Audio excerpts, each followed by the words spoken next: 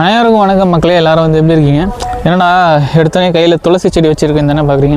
ஆனால் இன்னைக்கு கண்டென்ட் வந்து இதில் இருந்து இல்லைங்க, இது மூலமாக ஒரு பூச்சியை வந்து கட்டுப்படுத்தலாம்னு சொல்லி நம்ம வந்து போன தாட்டி ஒரு வீடியோ வந்து போட்டிருக்கோம். ஸோ அந்த பூச்சியை பற்றி இன்னொரு சின்ன தகவல், அதாவது புதுசாக 2 விதமான ஸ்பீசிஸை வந்து கண்டுபிடிச்சிருக்காங்க. அதுவும் எங்கே? மெகாலயாவில் குறிப்பாக உமியம்ன்ற இடத்துல 2 விதமான ஃப்ரூட் ஃப்ளை ஸ்பீசிஸ், அதாவது நம்ம மேங்கோவில் இந்த பழைகள் தொல்லை வந்து அதிகமாகி கிட்டத்தட்ட ஜப்பான் வந்து உங்கள் இதில் வந்து பழைகளோட முட்டை இருக்குது, நீங்கள் வந்து ஒழுங்காக வேப்பர் ட்ரீட்மெண்ட் வந்து கொடுக்கலன்னு சொல்லி நம்ம இந்தியன் மேங்கோஸ் வந்து ஜப்பான் வந்து ரிஜெக்ட் பண்ணாங்க இல்லையா.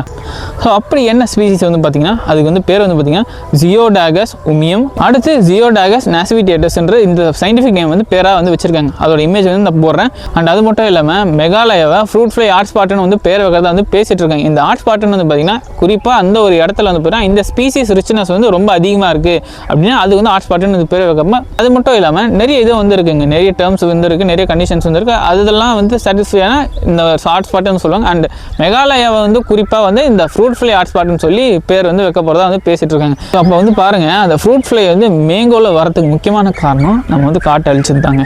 இது வந்து ஒரு சில பேருக்கு எக்ஸாம்பிளாக இருக்கலாம், ஒரு சில பேருக்கு தோணாமல் இருக்கலாம். எனக்கு வந்து தோணுச்சு. உங்களுக்கு என்ன தோணுது, நீங்கள் என்ன நினைக்கிறீங்கன்றத கமெண்ட்டில் வந்து சொல்லிட்டு போங்க. அண்ட் இதே மாதிரி புது தகவலோட உங்களை அடுத்த வீடியோவில் சந்திக்கிறேன். நன்றி, வணக்கம்.